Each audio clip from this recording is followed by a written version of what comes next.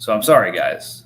It happens sometimes when I'm not traveling and I can't host podcasts, and it's during a really inconvenient time of the year, like right before the start of the season. So, sometimes my schedule doesn't lend itself to this. So, sorry, not sorry. But anyways, we're back. We've got the first week of games behind us. We'll talk about what happened there. We've got the Giants, the Panthers, and the Eagles on.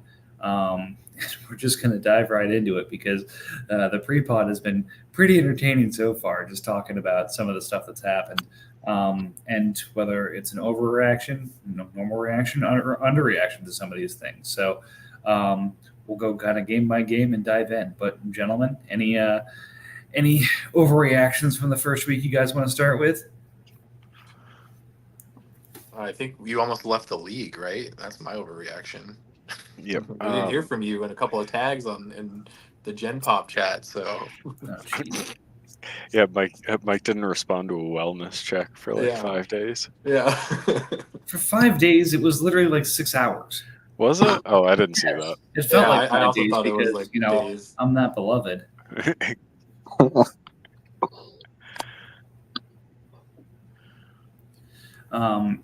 But anyways, we'll just kind of go through. I'll pull up the old scoreboard here now that MFL seems to have it working. Jeremy said that they thought, was he joking about the player that was causing the trouble there, or was that serious? No, it doesn't sound too ridiculous. Like there are sometimes where like just one player will screw up how everything works. That is probably not surprising. I mean, it is MFL. Yep. Anyways, we'll start with the AFC East. Buffalo had a nice showing, but the Jets was the class of the division, going 2-0. Buffalo went 1-1, splitting with the Jets and the Dolphins. Dolphins went 0-2, putting up a pretty impressive 90 points. Keep those points coming, guys. But because of that, the Pats was able to split 1-1 between him and the Jets. So coming out of week one, we have Jets at 2-0. We have the Pats and the Bills at 1-1, and we have the Dolphins at 0-2. No real surprises, I'd say, from the outcomes. I guess just kind of going team by team here. Jets really led by Stroud, Jameson Williams. Maybe we'll start there. 5 receptions, 121 yards, a long touchdown, and just completely smoked all the other receiving options that were drafted miles ahead of them in Detroit. So overreaction, underreaction, or proper reaction, Jameson Williams has split this into a 3-target show, well, 4-target with Gibbs once he's back to full strength in Detroit. I'm thinking maybe proper. Yeah. Jameson is a legitimate fantasy option now.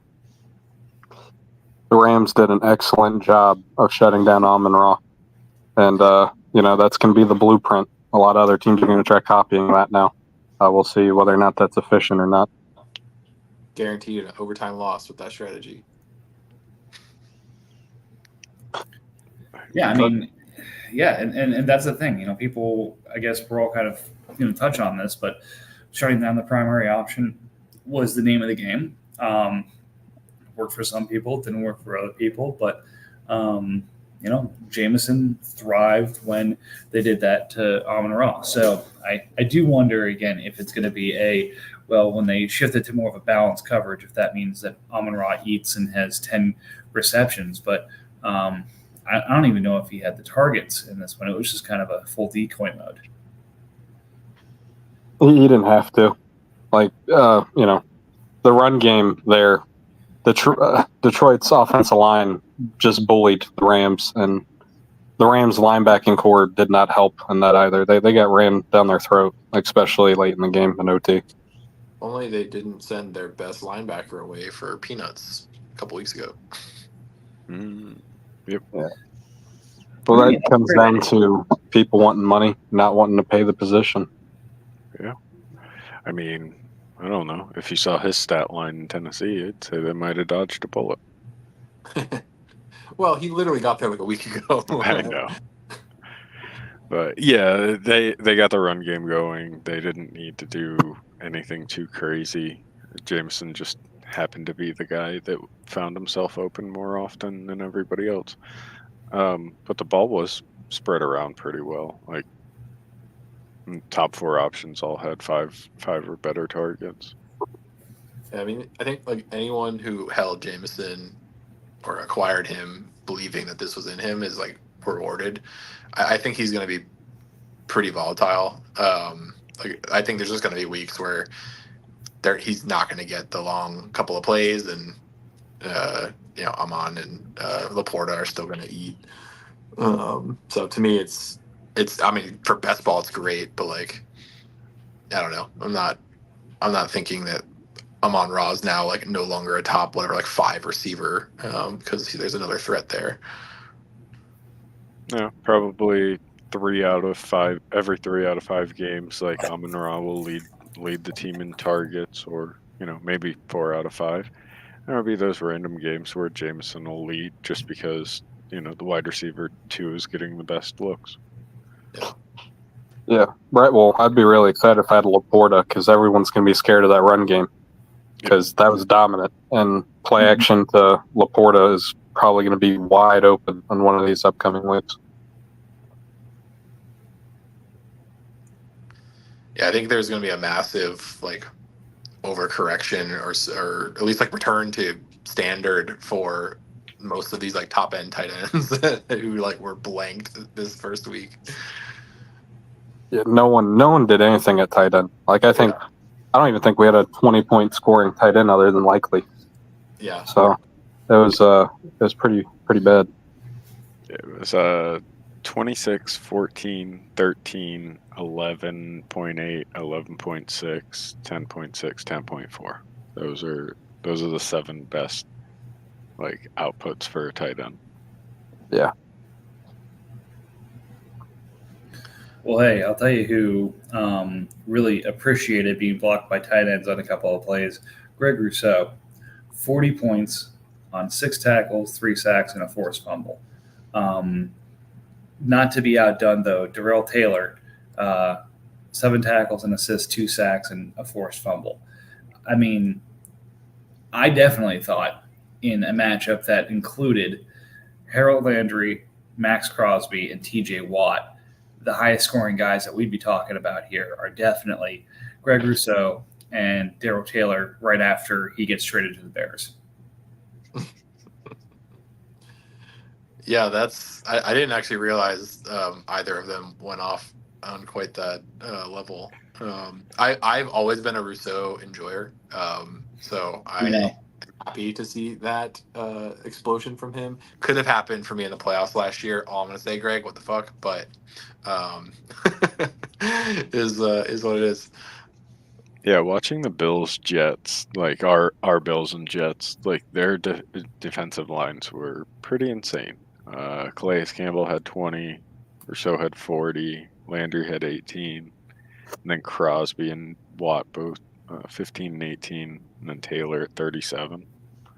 Calais literally got a sack and a tackle for loss first 2 plays of the game. Yeah. Yeah. He was fired it's up. Hard to see enough, right? Mm-hmm. All right, so we'll shift over to the tanking side of the division. Because the Pats have their first back, right? I don't think so. No, they traded away. Oh. Well, then I think maybe they have a bunch of firsts in their stuff that they got for. He's only got 2. Yeah. All right. Well, either way, so 120 points on this ragtag bunch. Derek Brown did. Yep. Derek Brown's out for the season. Von Miller's dead with that contract. None of us want him. I think we all want him. We just can't afford him. Nah, he scored me 3 tackles last year. I'll enjoy watching him and not owning him.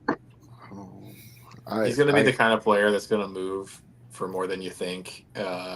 Like mid-season once there's a couple guys on IR and we suddenly have like some cash to burn. Right.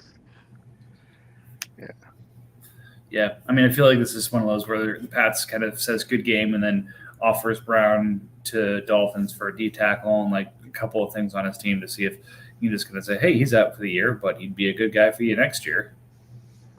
Yeah, he also just had some rough ones because, you know, he owns the stack at linebacker in Tennessee, and then they add the Rams linebacker, and then KJ Britt and the other guy, Devonka or whatever, had a pretty good game, and then I don't know, and then Thule with his I'm worth a first getting 0 points. Not what you're hoping for, but I understand that sometimes it's a slow start at the position. Moving over to the Dolphins, getting 90, which is I think 90 more than he wanted in the first place, thanks to some pretty impressive performances at defensive tackle and linebacker. Giants, you're kind of the Giants whisperer here. Who the hell is Musso? He's a rookie linebacker. So McFadden's been battling injury all offseason, and Carter Coughlin got injured. He's like I think he's on IR. He's gonna be out for a while. So this is like a rookie guy who's filling in as a body. I mean, honestly, like the game kind of got away from us, and we were bringing in extra linebackers to keep bodies fresh as we throw them at running plays. So is what it is. I don't expect. He's not like a starter. Like McFadden is still the other starter besides Okereke. I wouldn't be too surprised if he becomes part of a rotation there, because as the guy who drafted McFadden and everything there, McFadden is not an athlete. He is a liability in coverage, already out the gate. He can't run. Yeah, part of he was such a good fit for Wink because they would just send him at the quarterback and let Bobby just patrol the middle of the field. So with the new defensive scheme, yeah, he might not be the best fit, but I mean, he's still I think going to be the primary snap getter. But yeah, I wouldn't be surprised. But yeah, he's a short-lived career guy, in my opinion. I do think he was a fourth or fifth rounder.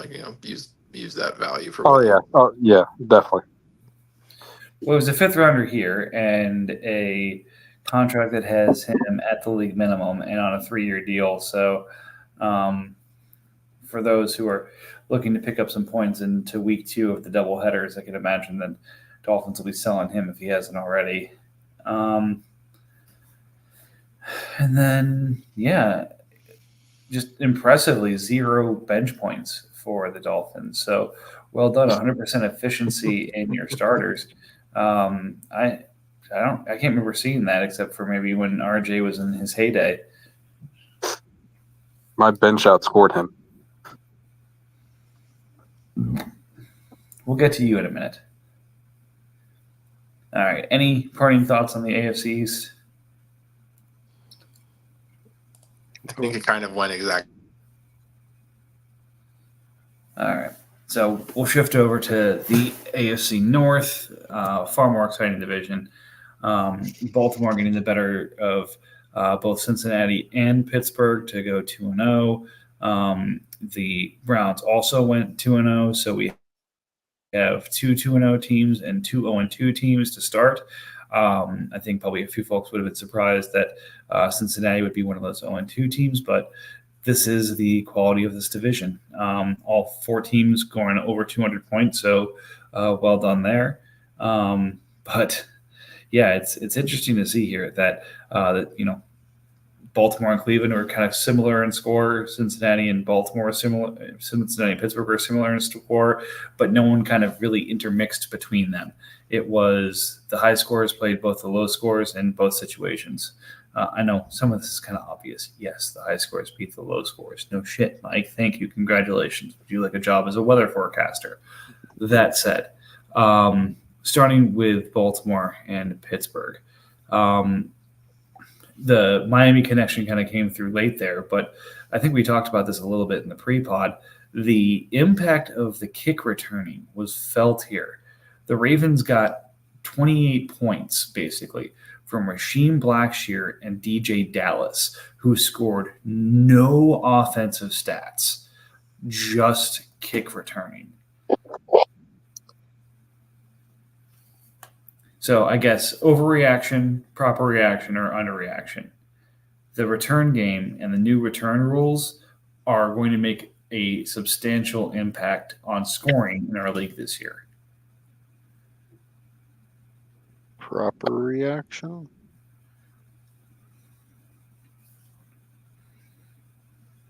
Yeah, I agree. It's a proper reaction, but it's just like everything. It's a week-to-week difference. Not every week is DJ Dallas can have a touchdown on the kick return. Fair. Looking at Blackshear, just 8 kickoff returns for 204 yards. Again, well, Carolina might play against a team that scores 47 points on them every single week, so I won't rule that out.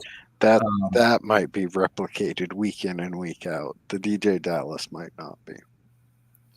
Right. You may end up with stuff like the Anthony Gould line on the other side here, where he gets 7.5 points on 4 returns for 100 and some yards. So it may be a little bit more, I'll call it flexible or random in its outcome. But I mean, if you're thinking about if you're playing any kind of decent offense or your defense has any kind of hole in it, getting that return, man, could it be worth kind of having as an RB2 / wide receiver 3 type piece for a contending offense. So definitely a fun thing to build around. Otherwise, again, the rise of the corners is here and, for real. 40 points from Alontae Taylor on the Ravens. He's a corner who had 3 sacks. Somebody explain that to me. Terrible blocking on Carolina's side. New Orleans realized that they weren't doing anything to address it, so they just kept spamming that play, and it benefited them greatly. Nothing in Carolina looked good. No. Nothing. They couldn't stop the run. They couldn't stop the pass. Derek Carr J.C. Horn started chirping, and Derek Carr said, "I've already thrown 3 touchdowns against you. Shut the hell up." And yeah, I don't think there's anyone in Carolina with any kind of morale left at all. They're done.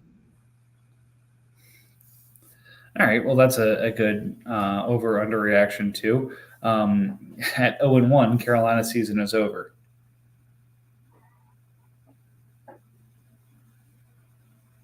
Proper over-under thoughts? Proper? I'd say overreaction. I mean, and I feel this way about a couple of teams out there. Like, if you watch the first half of the Titans and Bears game, that was just ugly. And this was all over the place. That in the old days, it was people were using the preseason and training camp to put their systems in. Here's the packages we're going to run. Here's the setup. Here's what it's going to look like. And we're going to run the crap out of this play. But with so many high-profile players holding out and players having practice time restriction and carrying 70 or 90 players for a lot longer portion of the offseason, I think every team is less prepared going into the season, and it showed. So I think a lot of this is, all right, before everyone loses their mind, let's get a game or 2 under our feet here and then figure out where things are here. Again, we already kind of mentioned the only tight end that had any scoring of relevance was Isaiah Likely. And if you think he's going to be the tight end 1 this year, I have a wonderful piece of waterfront property in Nevada to sell you. Don't worry about the fact that it's literally on fire right now. It's going to be, it's really a truly hot property.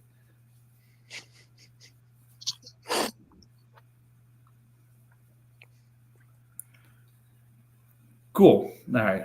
Great thoughts, everybody. I appreciate that. I couldn't have said it better. No, I get where you're coming from, but I think Carolina is uniquely terrible. Right. And I will say that from a mental toughness perspective, it seemed like they had just the most flops. And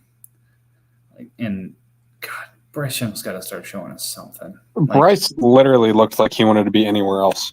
Like, I think he's looking and thinking, oh, I've made $35 million. I don't have to do this anymore. Because it literally looked that bad out there. Like, he was missing guys and sailing balls by such a margin, it's ridiculous. And, if you watched enough Bryce Young at Alabama, that's not Bryce Young. So there's something seriously wrong there. Yeah. I mean, obviously my trading brain starts going on some of this stuff. And it's considering it's looking like if the overreaction is correct after a week or two here, that Carolina is on the path to the first overall pick again. Does it behoove them to move Bryce Young? Right now, probably not. But, Love missed a potential major injury. We've seen a couple quarterbacks who are looking like shells of the former selves. It may be interesting to see somebody come and say, I'm really fighting for my job this year. Wonder if Bryce Young's available. Because even if I don't make the immediate turnaround, hey, I've got a former number 1 overall pick. Like, you got to give me time to make this guy work. I don't know. I feel like that's something, probably a low percentage chance to watch out for, but could be fun. Make it crazy. Send him to Pittsburgh, okay? Just have 3 of them there. Oh, man. He'd be the only one under contract beyond this year. He can take the whole year to sit. They don't have to play him at all. Look, if that's the case, just start running the A11. Put Russ taking the snap, flanked by Bryce and Justin, and just have fun with it. Yeah, there you go. Najee for for Bryce Young straight up. Send it in. Najee has more longevity in this league. All right, and then looking at the Steelers, Trevor had a bit of a rough showing, but he did find James's boy in the end zone for his first ever touchdown in this league, probably first of many. Defense was solid, but unfortunately his corners did not sack the opposing quarterback 3 times, so it wasn't quite enough to make up the gap.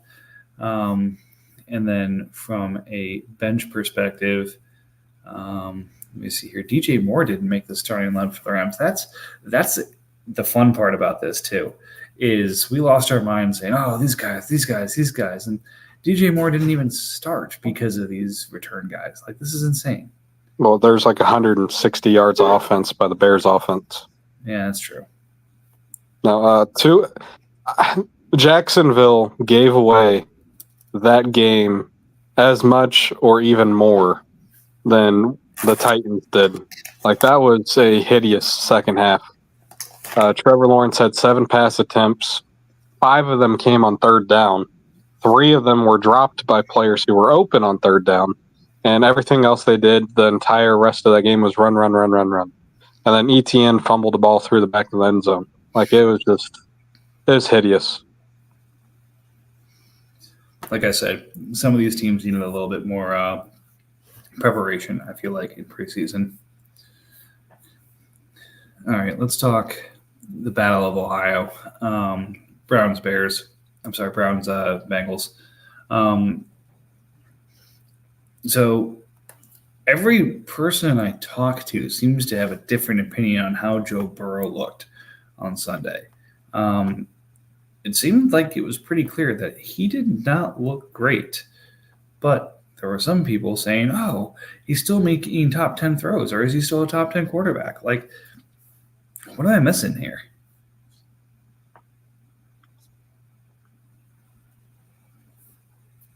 For who?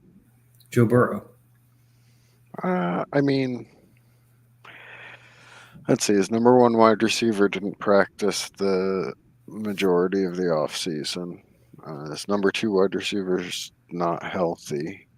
How'd their offensive line look?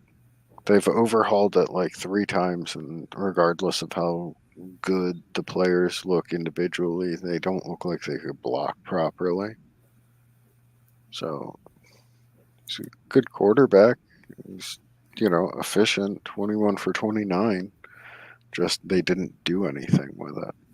Well, you had Tanner Hudson fumble the ball going into the end zone. That also lost them that game. Yeah. Yeah, they had. It's just a lot of sloppy, ugly football.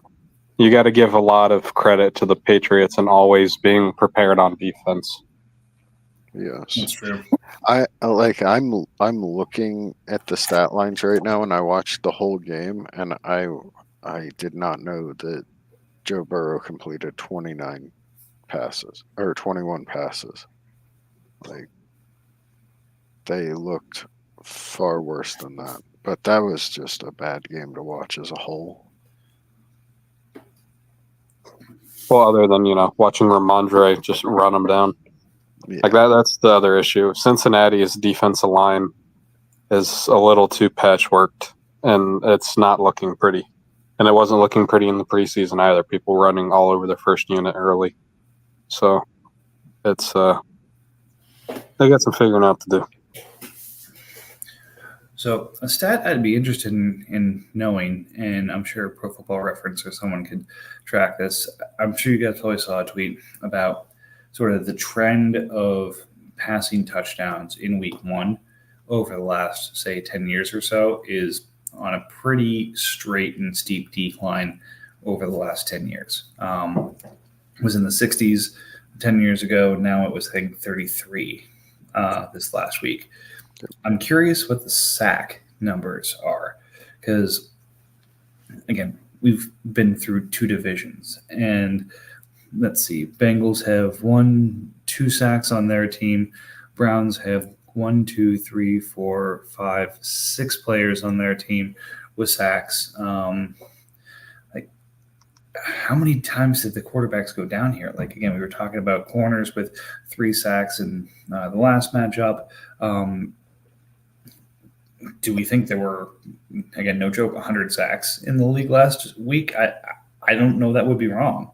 Yeah, Tom Brady's actually said it like 3 times since he's retired that he feels the biggest issue currently in the NFL is the development and pretty much of offensive linemen and tackles. Because, you get fewer pattern practices, you get fewer this, that, and the other. It's getting harder and harder to actually work with these guys and develop them, specifically at that position, because it is very hands-on. You can't go run a route and see, was that crisper, was that crisper? You can drop back in your sets, but that's only going to do so much when it comes to actually needing to, how does it actually feel to block some of these guys, getting hit from these guys from different angles, doing all this stuff. It's really difficult. And there was a lot of sloppy O-line play. Like, there was a lot of guys who didn't get their hands on them at all. There was guys who just completely got bull rushed over. There's, just a lot of ugly. Yeah. So I think, another week of practice, another round of games, and I think we're going to start seeing a little bit more consistent performance. But the ugly was on display. Definitely, Browns being Browns had a couple players step up that we thought were going to step up. A couple players that were just absent. The entire, call it, Las Vegas offense was abysmal.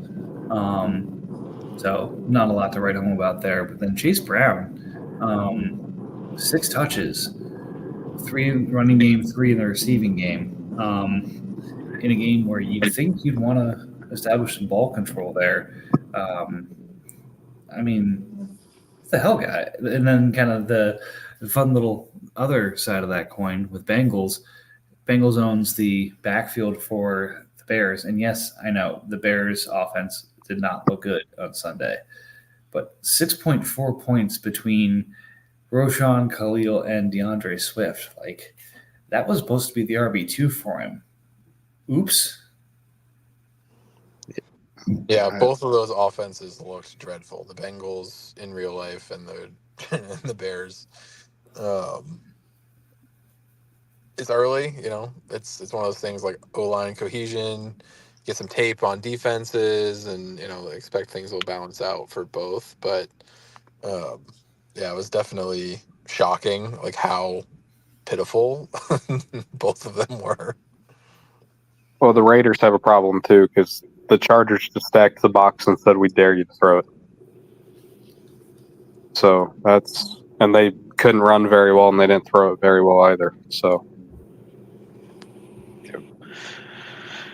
Zamir White's the better running back in that backfield, but the things that they were trying to do on Sunday, Madison just happened to be the better running back or better suited for that, behind and, constantly throwing type of offense. So he was one of the few that actually looked half decent on that team. the other thing to me, though, is Browns has a lot of defensive players who have lost a lot of value when it comes to their expected rotation in the snap count. Yeah, I mean, I definitely want to see what happens there. I mean, Ebiketti's one that I've been after him for a while, but even though he had 9 points, I think he was, fourth in snaps at the DN position. Montez, we were talking about being one of the more valuable contracts and players in the league about a month ago, and 4 points out of the first week, not what you're looking for. Again, it's why he's such a good team. He has depth on depth on depth, but you got to start wondering if some of these players don't start stepping up, whether their rotations continue or whether their value at that price point changes. So the only thing that I like that lets you hold out hope for Ebuketi is he was one of the few defensive players that didn't see any special team snaps.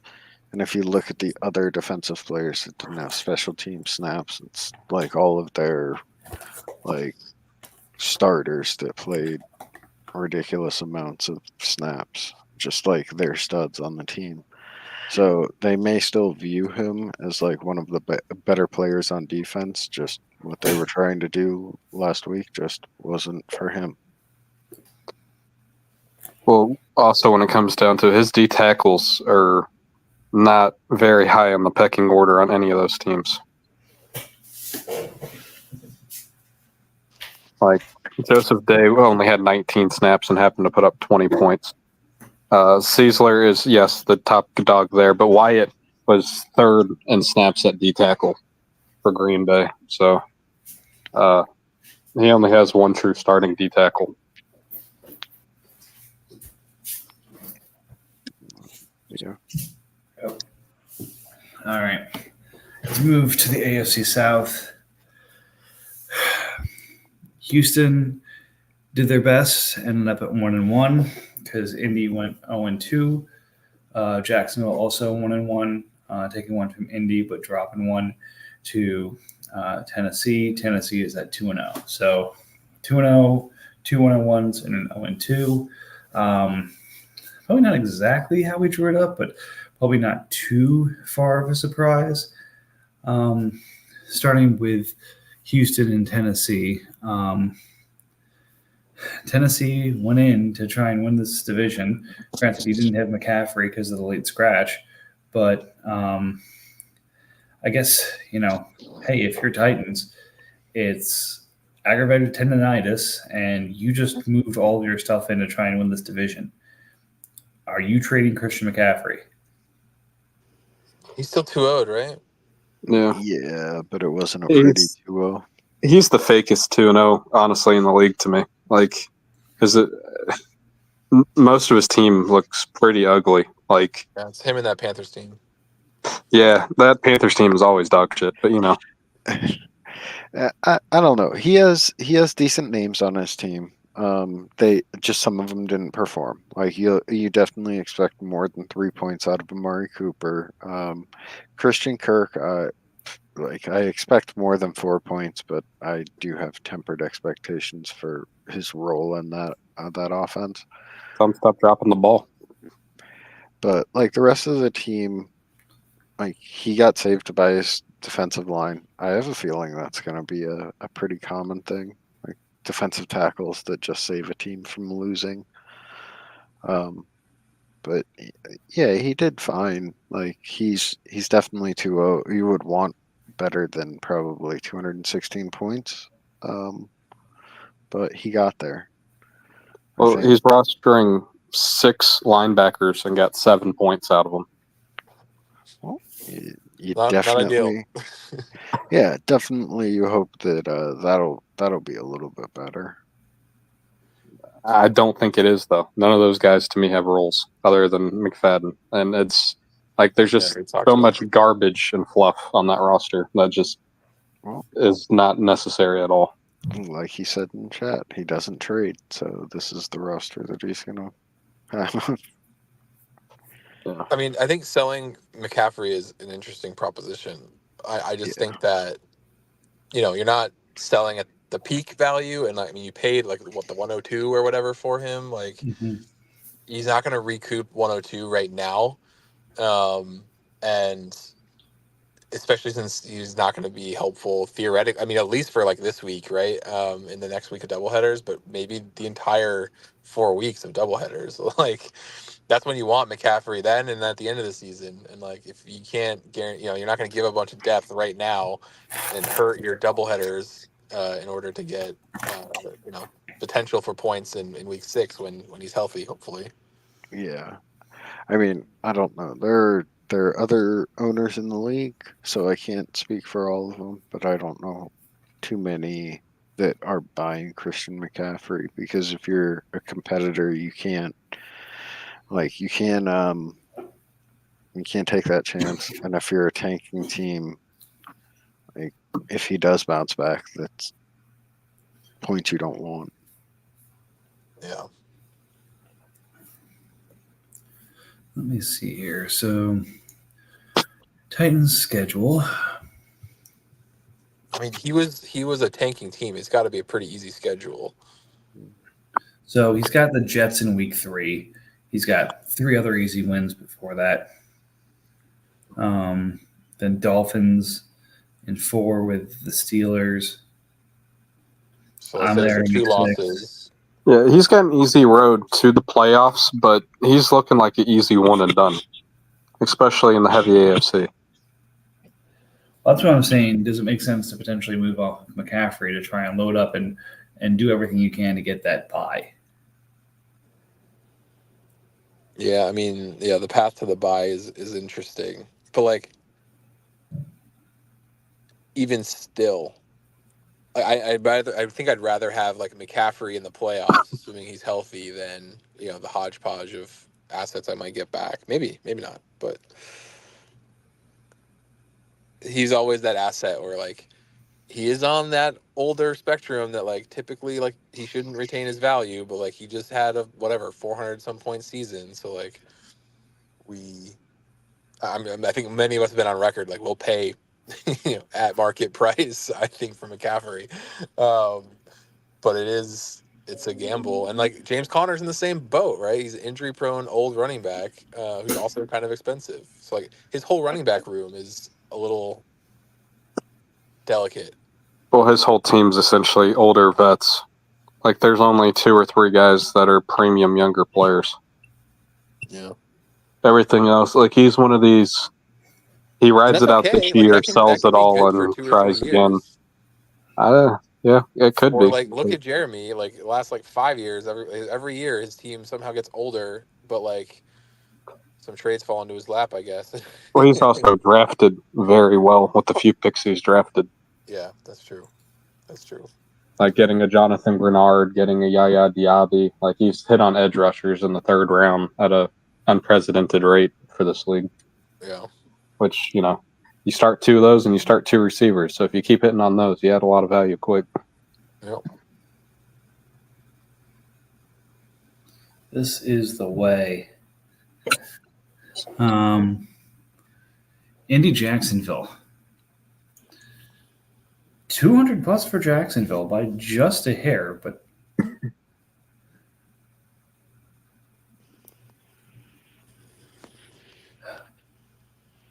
God, please do something about your defense.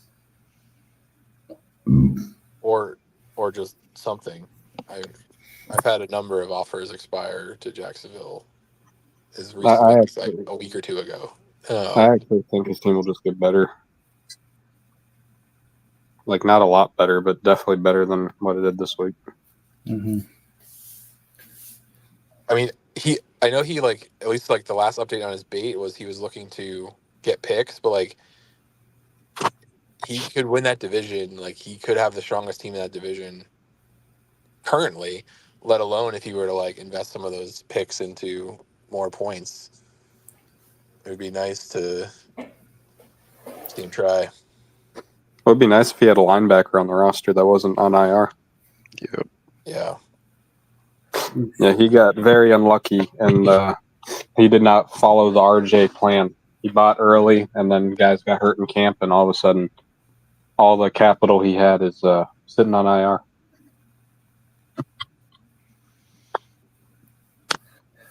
Tis true. All right, so Colts were about 25 points above where Dolphins ended up. He and I went back and forth in the offseason. Overreaction, proper reaction, underreaction. The Colts will be a bottom 5 team this year. That's an overreaction. If someone's active and they want to win, they're going to put up more points.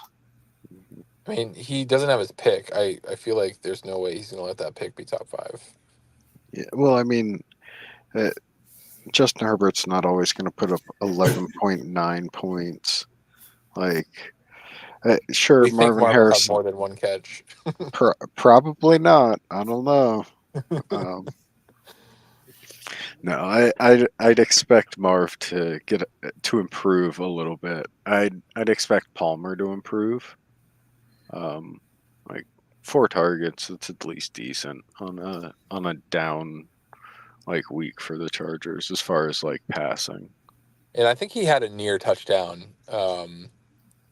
Like it was like just out of bounds or something, which could have really salvaged that day.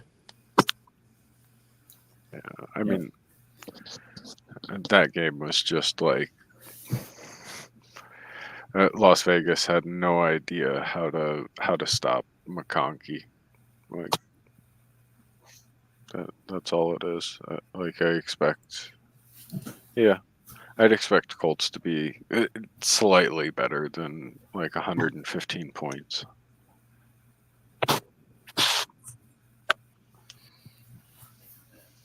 All right, let's move over to the AFC West.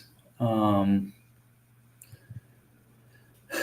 just go with kind of what I'll call game of the week here. Chiefs Broncos. Chiefs win by 7 here. Obviously, we I think still have some scoring corrections that could potentially swing this, but it's probably relatively safe. Round 1 goes to Goose. Bill's offense did the best they could to keep him in it, but then Goose's defense just laid the hammer down. 33.5 points from Keon White, 32.7 points from DeMarcus Lawrence, combined 53 points from the corners. Edwards, only starting linebacker, 25 points. Like, it's just a murderer's row. Like, everyone came through. Yeah. Must be nice. Yep. I mean, we've come to expect that from a Goose team, right? Yeah. Like a bunch of decent, like really good players on really good contracts that consistently score, paired with a whole bunch of guys who you don't know who the hell they are that just come out of nowhere and score. Yep. I mean, everyone knew the receiving core of Gabe Davis, Greg George, and Ray McLeod was going to outscore Cooper Kupp without Puka Nacua, Tyler Lockett, and George Pickens. I mean, anyone who didn't pick that was clearly a fool. Yeah.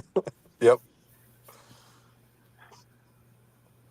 I Imagine like if he didn't trade JJ. Oh man, Be even worse.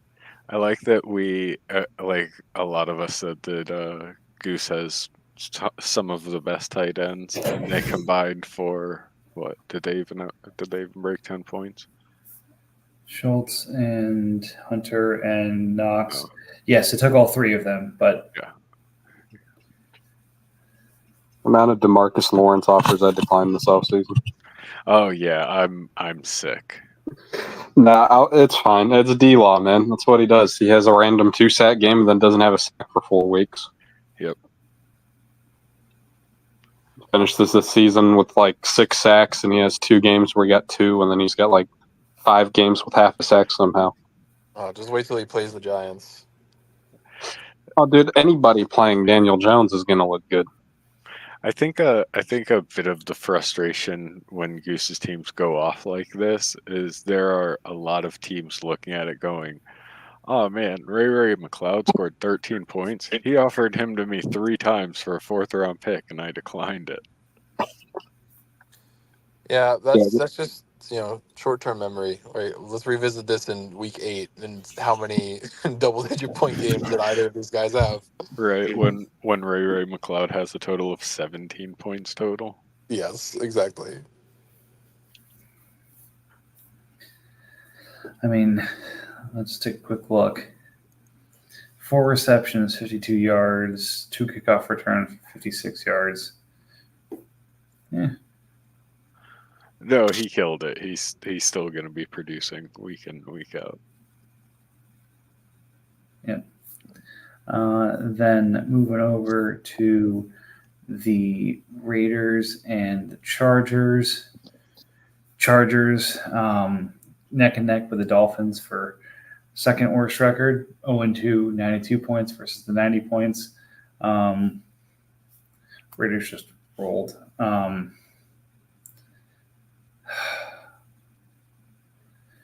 It's a sneaky 200 points because you look at it and it doesn't look like it should be 200. But you add up, Mike Evans and Lamar, the Pats punter, and then an underwhelming defense, and somehow you still get to 200 points. No, that team should definitely be better than it is. Honestly, I feel like it should score more than 200 every week. It's definitely a very thin team, though. Like he has 1 starting corner, and you have to start 2. So that's a clear-cut problem. You can come buy one from me. Thank you. Yeah, so his biggest question for me was running backs and like what type of production and roles they would have, because like if Charbonnet and Hill just didn't really see the field, he wasn't going to put points up. And conveniently, it looks like both of them do have like a role. So barring any injuries, he's a far better team than we gave him credit for in the offseason. Yeah, that's true. He's just got to fix edge and corner, and he's got to fix it fast, or he's going to fall too far behind. Yep, and probably still need. I actually don't hate edge. Like, sure, they didn't produce, but like that Philly tandem is like they're going to put up points. The Baltimore, I don't know what his snap count was, but I wouldn't be shocked if he's stolen snaps from every like plug and play guy that they have in their depth chart. He didn't play this week. He's hurt. He's got a hammy. But even then, though, I don't ever feel comfortable only having 3 guys when you have to start 2. And that corner going in with only 1 starter is just a sin. Like, you have to start 2. Why don't you? It's just sad not to. I definitely agree that he needs to he needs to add depth basically everywhere, and edge, and you said corner and safety, but basically everything needs depth. But he's not bad off on defensive end. They just didn't score this week. Yeah.